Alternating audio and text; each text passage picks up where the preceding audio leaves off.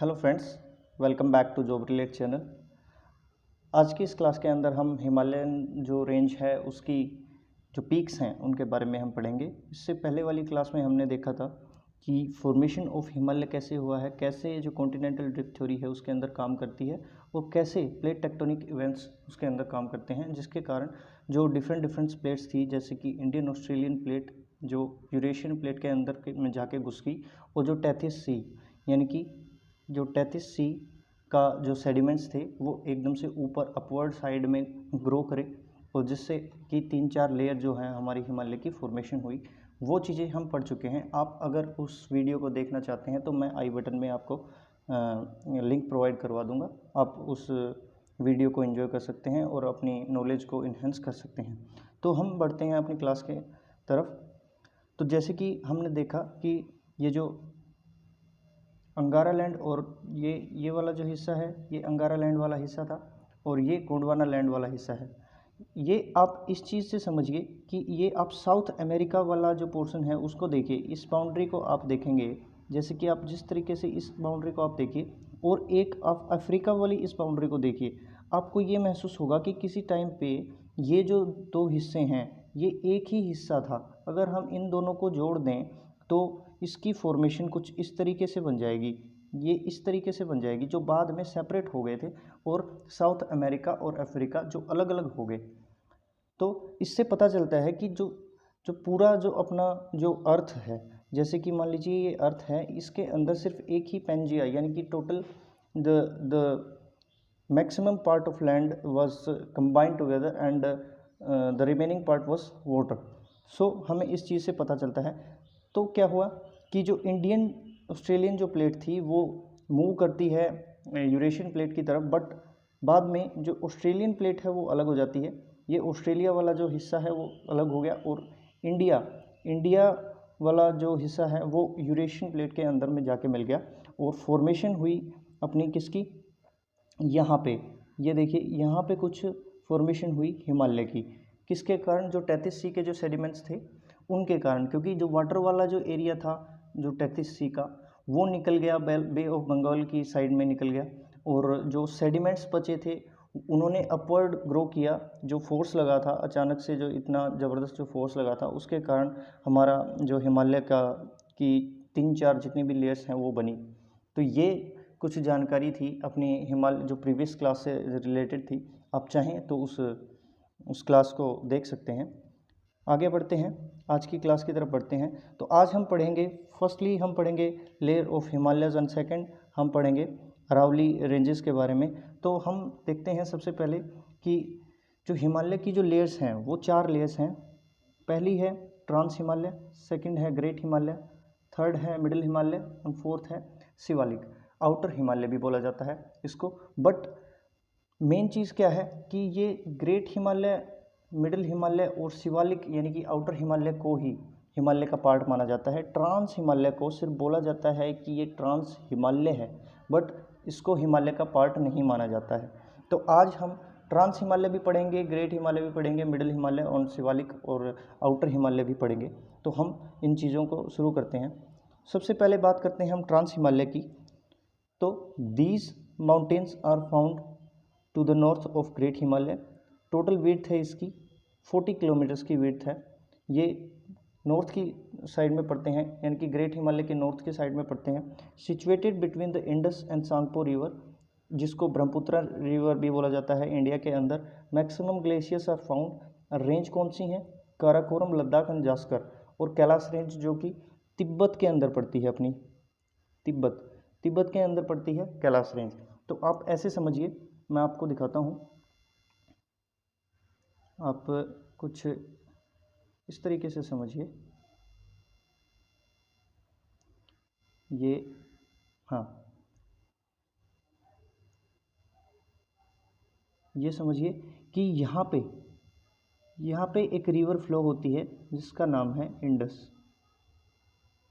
ये Indus river है और यहाँ पे है, यहाँ से फ्लो होती है सांगपो, यानी कि जिसको हम इंडिया में बोलते हैं ब्रह्मपुत्र रिवर। तो जो इसके बीच का जो एरिया है, ये जो बीच का एरिया है, ये सारा का सारा क्या है? ये काराकोरम रेंज है। और काराकोरम रेंज में भी, काराकोरम रेंज के अंदर हम देखते हैं कि जैसे ये ऊपर काराकोरम रेंज, इससे नीचे ये लद्दाख रेंज है, फिर जास्कर रेंज पड़ती है, और यहाँ पे पड़ती है कैलाश। इस साइड में ये जो है, ये मैंने जो मार्क किया है, यहाँ पे ये कैलाश रेंज पड़ती है, जो तिब्बत का एक पार्ट है।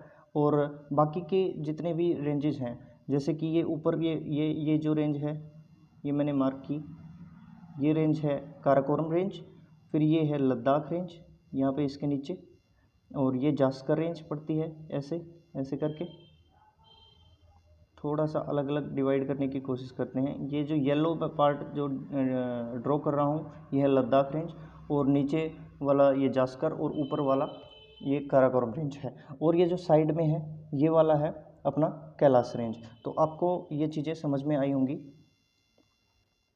और इनकी जो टोटल जो विड्थ है वो कितनी है, ये 40 किलोमीटर्स के अराउंड पड़ते हैं ये। और यहाँ पे ही मतलब मैक्सिमम जो ग्लेशियर्स हैं वो यहीं पे पाए जाते हैं। यहाँ पे है सियाचिन ग्लेशियर है, और यहाँ पे है पामीर नोट है, जो हिंदुकस और कमायो जो पर्वत श्रेणी है उससे जुड़े हुए हैं, इस तरीके से है।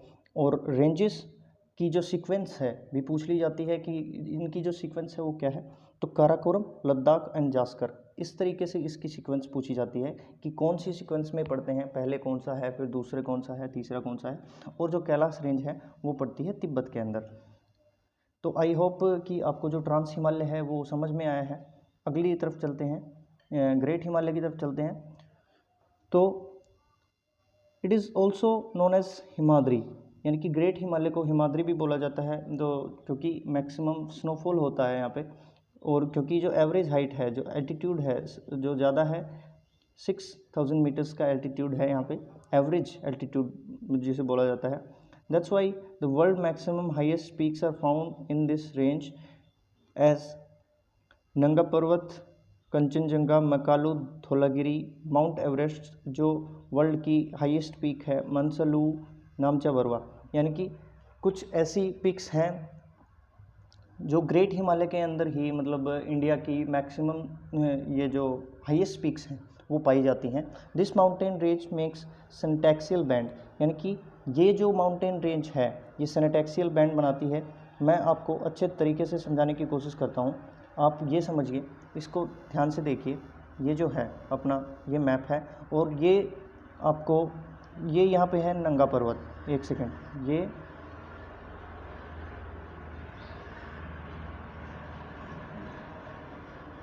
ये नंगा पर्वत है, और यहाँ पे पड़ता है ये नामचा बरवा। जो सिंटैक्सियल बैंड यहीं से मतलब बैंड होते हैं यहाँ पे, ये जो है, ये जो एरिया है ये ग्रेट हिमालय का पार्ट है, और कुछ इस तरीके से बैंड हो जाता है, जो पाकिस्तान में पाकिस्तान की साइड में उड़ जाता है, और ये म्यांमार साइड में, जो कि अंडमान तक, नीचे अंडमान तक इनके कुछ अंश हैं जो पाए गए हैं ग्रेट हिमालय के। तो इस तरीके से है। और ग्रेट हिमालय के अंदर हम देखते हैं कुछ ऐसी जो रेंजेस हैं उनको देखते हैं। तो ये देखिए आप, एवरेस्ट, यानी कि जो ये वाली जो रेड डॉट है इसको देखिए आप, ये वाली जो रेड डॉट है इसको देखिए, ये है एवरेस्ट। इसकी जो मैक्सिमम हाइट है वो कितनी है, 8848 मीटर्स की है। और रही बात कंचनजंगा की, कंचनजंगा की है 8586 मीटर की इसकी हाइट है। और मैकालू की बात करें तो ये है 8485 मीटर की, क्योंकि ये जो रेंजेस हैं ये 8000 से भी ऊपर की रेंजेस हैं। और ये धौलागिरी पड़ता है यहाँ पर, और ये नंदा देवी पड़ता है, ये भी ग्रेट हिमालय का ही एक पार्ट है। और ऊपर चलें तो ये है नंगा पर्वत है, जिसकी हाइट है 8126 मीटर की, इसकी हाइट है नंगा पर्वत, जो कि लास्ट मोस्ट पॉइंट है यहाँ का, जहाँ से सिंटैक्सियल बैंड होते हैं यहाँ पे। तो आई होप कि आपको ये जो ग्रेट हिमालय वाला जो पार्ट है वो समझ में आया है। और सबसे ज़्यादा ग्लेशियर्स भी यहीं पे पाए जाते हैं, हाईएस्ट पीक्स यहीं पे पाई जाती हैं। और हाँ, आगे बढ़ते हैं मिडिल हिमालय की तरफ। सॉरी, पहले हम करेंगे ईस्टर्न हिल्स के बारे में बात करते हैं। तो जो ईस्टर्न हिल्स हैं ये काफ़ी ज़्यादा इम्पोर्टेंट हैं, अपने एग्ज़ाम के पॉइंट ऑफ व्यू से पूछ लिए जाते हैं। डायरेक्ट पूछ लिया जाता है कि डाफला हिल्स कहाँ पे पड़ती हैं। तो जो डाफला हिल्स हैं वो अरुणाचल प्रदेश में पड़ती हैं, और मिसमी हिल्स भी अरुणाचल प्रदेश में पड़ती हैं। पटकाई ब्रूम भी ये अरुणाचल प्रदेश के अंदर पड़ती है। इनकी लोकेशन देखते हैं एक बार। ये देखिए यहाँ पे कुछ यहाँ पे पड़ती है डाफला हिल्स। ये वाला जो हिस्सा है अरुणाचल प्रदेश का, ये डाफला हिल्स वाला हिस्सा है। तो ये पड़ती है मिसमी हिल्स, ये भी अरुणाचल प्रदेश के अंदर है। और नीचे जाते जाते ये पटकाई ब्रूम, यानी कि यहाँ से जहाँ से जो सिंटेक्सियल बैंड बनते हैं ये पटकाई ब्रूम वाला हिस्सा है। और फिर बात करते हैं, ये नागालैंड का एरिया शुरू हो जाता है, तो ये है नागा हिल्स, और ये बीच में पड़ता है मणिपुर। और नीचे बात करते हैं तो ये मिज़ो हिल्स वाला, मिज़ो हिल्स हैं यहाँ पे, जो मिज़ोरम के अंदर हैं। और हाँ, ये गारो, खासी और जैंतिया, ये जो पहाड़ियाँ हैं ये मेघालय की पहाड़ियाँ हैं। जो मेघालय के अंदर जो मैक्सिमम जो रेनफॉल होता है ये इन्हीं पहाड़ियों के कारण होता है, जो मतलब बादलों को यहीं पे बरसाने के लिए काफ़ी ज़्यादा इम्पोर्टेंट रोल प्ले करती हैं। तो आई होप कि आपको ये जो पहाड़ियाँ हैं ये समझ में आई हैं। एक बार फिर से देख लीजिए, ये यहाँ पे पड़ती है डाफला हिल्स, कुछ इस तरीके से पड़ती हैं ये Dafla hills, Mishmi hills, Patkai Bum, Naga hills, Mizo hills और गारो खासी जैंतियाँ, ये मेघालय के अंदर पड़ती हैं। तो आपको ये चीज़ काफ़ी अच्छी तरीके से समझ में आई होंगी कि ईस्टर्न हिल्स के अंदर हम इन चीज़ों को पढ़ते हैं। बात करते हैं आगे। आप कुछ इस तरीके से समझिए कि ये वाला जो एरिया है मैंने अभी जो ड्रॉ किया है, ये जो हिस्सा है ये काराकोरम रेंज है, ठीक है। और इससे नीचे ये कुछ इस तरीके से है, ये है ग्रेट हिमालय वाला पार्ट। और अभी जो हम मिडल हिमालय पढ़ेंगे वो कुछ इस तरीके से है, यहाँ पे है, यहाँ है मिडल हिमालय। और इसके बाद जो शिवालिक जो श्रेणियाँ हैं वो यहाँ से हैं, जो असम तक ही लगभग ख़त्म हो जाती हैं। तो ये कुछ इस तरीके से हैं कि ये है ट्रांस हिमालय, ये है ग्रेट हिमालय, और जो ब्लू कलर से है ये है अपना मिडिल हिमालय, और इसको लेसर हिमालय भी बोला जाता है। और ये नीचे वाला जो एरिया है ये है अपना शिवालिक, इसको आउटर हिमालय भी बोला जाता है। आप चाहें तो इन चीज़ों का मतलब स्क्रीनशॉट ले सकते हैं, नहीं तो मैं इसकी एक पीडीएफ भी आपको डिस्क्रिप्शन बॉक्स में प्रोवाइड करवा दूंगा, कोई इशू नहीं है। आगे बढ़ते हैं, मिडिल हिमालय की तरफ बढ़ते हैं। This range is situated to the south of great Himalaya and have the lower altitude peaks as compare to the great Himalaya. ये जो मिडिल हिमालय है, हमने पिछले वाली जो स्लाइड है उसके अंदर देखा कि ये साउथ की तरफ पड़ता है। ये यहाँ पे है ग्रेट हिमालय है, इसके साउथ की तरफ पड़ता है। तो कुछ यहाँ पे पड़ता है, ये मिडिल हिमालय वाला जो पार्ट है ये ग्रेट हिमालय के साउथ में पड़ता है।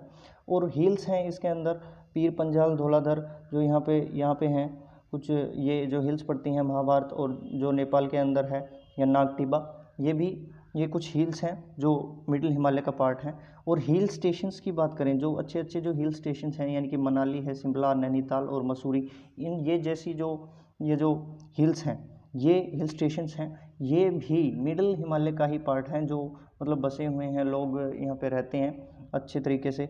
और वैली हैं, वैली के अंदर अपनी कश्मीर वैली, कुल्लू वैली और कांगड़ा वैली जो हिमाचल प्रदेश का पार्ट है, ये सारी की सारी ये मिडिल हिमालय का ही पार्ट है। मिडिल हिमालय में as comparison with great Himalaya कुछ लो पीक्स पाई जाती हैं, यानी कि इनकी जो रेंजेस हैं वो ये समझ लीजिए आप 14,000 मीटर्स के भी नीचे रहती हैं ये जो पीक्स हैं। आगे बढ़ते हैं, शिवालिक और आउटर हिमालय की तरफ बढ़ते हैं। This Himalaya range is youngest and southern most mountain range with average altitude of 800 metres. This range is extended to J&K to Assam and attach with mostly plain areas. इसके कहने का मतलब ये है कि जो एवरेज एल्टीट्यूड है इन जो हिमालय रेंजेस का वो है केवल 800 मीटर्स का ही एवरेज एल्टीट्यूड है, और यहाँ पे ये जो माउंटेन्स हैं ये मोस्टली प्लेन एरियाज़ के अंदर यहाँ पे ये कुछ इस तरीके से प्लेन एरिया से अटैच होते हैं, और यहाँ पे ये साउदर्न मोस्ट और यंगेस्ट यानी कि सबसे लास्ट में जो लेयर बनी थी वो लेयर है ये, और ये बिल्कुल साउथ में पड़ती है। ये जो पिंक वाला जो एरिया आप देख रहे हैं स्लाइड के अंदर, जो पिंक वाला जो एरिया आप देख रहे हैं यही एरिया है जो शिवालिक का निर्माण करता है, और लास्ट में ये जो येलो आपको दिख रहा है ये ट्रांस हिमालय वाला एरिया है, ग्रीन में ग्रेट, और जो ब्लू कलर का है वो मिडिल हिमालय वाला एरिया है। तो आपको ये चीज़ बिल्कुल क्लियर हो गई होगी कि मैं आपसे क्या बात कर रहा हूँ, क्या आपको कहने की कोशिश कर रहा हूँ कि और मैक्सिमम जो शिवालिक जो रेंजेस हैं वो J&K से लेकर के आसाम तक ही जाती हैं, इससे आगे ये रेंजेस ख़त्म हो जाती हैं, ये लुप्त हो जाती हैं बिल्कुल। तो और एक चीज़ और, ये दून्स और दवार का फॉर्मेशन करती हैं, जैसे कि देहरादून यानी कि हरिद्वार जैसे इस तरीके से निर्माण करती हैं। और मिडिल हिमालय की बात करें तो वो मर्ग यानी कि गुलमर्ग यानी कि मर्ग का निर्माण करती हैं, जो कि जैसे कि ये कुछ रिफ्ट वैलीज होती हैं उसके अंदर कुछ घास के मैदान होते हैं, उस तरीके को उनको घास के मैदानों को ही दून और दवार बोला जाता है। जो शिवालिक करती है दून और दवास का निर्माण करती है, और जो मिडिल हिमालय है वो करता है यानी कि जो लेशर और जैसे मिडिल हिमालय बोला जाता है वो करती हैं जी मर्ग का निर्माण करती हैं। आगे बढ़ते हैं, अगला टॉपिक है लॉन्गिट्यूडनल डिवीज़न ऑफ हिमालय। हम हिमालय का लॉन्गिट्यूडनल डिवीज़न करते हैं। सबसे पहले हम इसको लॉन्गिट्यूडनली एक बार ड्रॉ कर लेते हैं, इस तरीके से, कुछ इस तरीके से हम इसको ड्रॉ करेंगे। हाँ, ये अपने 4 पार्ट हो गए, फर्स्ट पार्ट, सेकंड, थर्ड और फोर्थ पार्ट, ये अपने 4 पार्ट हो गए हैं। और ये देखिए यहाँ पे क्या पड़ती है जी, इंडस रिवर पड़ती है। यहाँ कौन सी पड़ती है, ये है सतलुज। यहाँ पे ये जो बाउंड्री डिसाइड करती है, जो नेपाल की जो बाउंड्री डिसाइड करती है वो पड़ती है जी काली रिवर, ठीक है। और यहाँ ये पड़ती है तीस्ता, ये तीस्ता रिवर पड़ती है। तो ये जो बीच वाला जो एरिया है यानी कि इंडस और सतलज के बीच का जो एरिया है, लॉन्गिट्यूडनल जो एरिया है, उसको बोला जाता है कश्मीर हिमालय के नाम से जाना जाता है। और सतलज से काली रिवर के बीच का एरिया उसको बोला जाता है कुमायूं हिमालय। और काली रिवर से जो तीस्ता रिवर के बीच के हिस्से को सेंट्रल हिमालय के नाम से जाना जाता है। एक सेकेंड, हाँ, सेंट्रल हिमालय के नाम से जाना जाता है। जो और तीस्ता से और अरुणाचल प्रदेश का जो नामचा बरवा तक जो एरिया आता है, ये वाला जो एरिया है, इसको हम ईस्टर्न हिमालय भी बोलते हैं। और सबसे जो ज़्यादा जो पार्ट है इसका, मैक्सिमम जो पार्ट है वो सेंट्रल हिमालय वाला माना जाता है, जो नेपाल के अंदर सिचुएटेड है। तो आपको ये चीज़ें समझ में आई होंगी कि हिमालय को हम लॉन्गिट्यूडनली 4 पार्ट्स के अंदर डिवाइड करते हैं, कश्मीर, कुमायूं, सेंट्रल एंड असम और ईस्टर्न हिमालय। और हॉरिजॉन्टली हमने इसको डिवाइड किया हुआ है trans Himalaya, great Himalaya, middle Himalaya और शिवालिक रेंज के अंदर। आई होप कि आपको ये चीज़ें बिल्कुल क्लियर हुई होंगी और अच्छे तरीके से समझ में भी आई होंगी। आगे बढ़ते हैं, ये हैं कुछ हाईएस्ट पीक्स जो हिमालय की जो इम्पोर्टेंट पीक्स हैं जो आपको याद होनी चाहिए। सबसे पहले बात करें माउंट एवरेस्ट की, ये जो नेपाल के अंदर है, 8848 मीटर्स की इसकी हाइट है। कंचनजंगा है, ये 8598 मीटर की है। मैकालू है, धौलागिरी है, नंगा पर्वत है जो 8126 मीटर का है। अन्नपूर्णम, नंगा देवी, कमेट और नामचा बरवा और गोरला मंदता, ये इसकी जो हाइट है ये है 7000 728 मीटर्स। आप चाहें तो इसका स्क्रीनशॉट ले सकते हैं और आप इसको अच्छे तरीके से याद कर सकते हैं। अगली स्लाइड की तरफ बढ़ते हैं। अगली जो अपनी रेंज है ये है अरावली रेंज। सो इसके बारे में पढ़ते हैं हम। This range is India's oldest folding mountain range, originate from Gujarat to Delhi. Delhi के अंदर Raisina hills where most important government buildings including Rashtrapati Bhavan is situated in this hills, extended up to 800 kilometers. Guru Shikhar in Rajasthan, Mount Abu is the highest altitude with 1722 meters. Luni River is also originate from these hills and disappears in run of Kutch. कहने का मतलब समझिए कि कुछ इस तरीके से पड़ती है अपनी अरावली रेंज। यहाँ पे कुछ इस तरीके से पड़ती है अरावली रेंज, जिसका ओरिजिन कहाँ है, ये गुजरात के पॉइंट पे है। ये गुजरात बॉर्डर है जो अभी पार्ट है राजस्थान का, और वहाँ पे एक इलाका पड़ता है माउंट आबू जो एक हिल स्टेशन है, और उसी के ऊपर एक जगह है गुरु शिखर। ये गुरु शिखर पड़ती है जिसकी जो हाईएस्ट एल्टीट्यूड है वो 1722 मीटर की है, जो अरावली रेंज की सबसे जो मैक्सिमम हाईएस्ट पॉइंट है। और जो अरावली रेंज है वो जो इंडिया के फोल्डिंग माउंटेन्स के सबसे पुराने रेंजेस में आती है, मतलब सबसे पुरानी यही है। और ये गुजरात से दिल्ली तक जाती है। दिल्ली में भी कहाँ पे, रायसीना हिल्स तक जाती है, जहाँ पे अपना राष्ट्रपति भवन हमें देखने को मिलता है। और यहीं से एक लूनी रिवर है। लूनी रिवर कुछ इस तरीके से फ्लो होती है जो गुजरात के रन ऑफ कच्छ में जाके डिसअपीयर हो जाती है, जो अरावली रेंज से ही निकलती है। और एक इम्पोर्टेंट फैक्ट मैं आपको बताऊं तो देखिए, कुछ अरेबियन सी से जो बारिश की यानी कि जो रेनफॉल होता है, कुछ इस तरीके से वो ब्रांच चलती है, आगे बढ़ती है, और इसके पैरेलली ये यहाँ पर आती है, आगे निकल जाती है। और बे ऑफ बंगाल यानी कि बे ऑफ बंगाल से भी कुछ इस तरीके से ब्रांचेस निकलती हैं जो अरावली रेंज से टकराती हैं और यहीं पे बारिश कर देती हैं। यानी कि कहने का मतलब ये है कि अरेबियन सी से भी जो बारिश आई वो इसके पैरेलली निकल गई, और जो बे ऑफ बंगाल से जो बारिश उठी वो भी इसने यहीं पे यानी कि मध्य प्रदेश हो गया, हरियाणा या फिर यूपी साइड में यहीं पे यानी कि नीचे की तरफ ही बारिश कर दी। इसके कारण क्या हुआ कि अपना जो ये वाला हिस्सा है, ये वाला जो हिस्सा है राजस्थान और पाकिस्तान का भी कुछ हिस्सा है जो सूखा रह जाता है, जिससे फॉर्मेशन होता है किसका, डेजर्ट का फॉर्मेशन होता है और सूखा पड़ जाता है। इसका एक मुख्य कारण यही माना जाता है कि ये जो कारण है ये सिर्फ अरावली रेंज के कारण हुआ है, जिससे कि जो इससे पीछे वाला जो एरिया है, ये वाला जो एरिया है ये बिल्कुल सूखा रह जाता है। क्योंकि जो बेल्ट है, जो अरेबियन सी से जो बेल्ट चलती है और जो बे ऑफ बंगाल से जो बेल्ट चलती है, जो वर्षा की, जो बारिश की, रेनफॉल की, वो इसमें बारिश नहीं कर पाती और जिसके कारण ये सूखा रह जाता है। तो ये है कुछ जानकारी अरावली के बारे में। Thanks for watching this video. आज की वीडियो में इतना ही। आई होप कि आपको चीज़ें समझ में आई होंगी, अच्छी लगी होगी क्लास। कुछ डिजिटल तरीके से आपको पढ़ाने की कोशिश की है।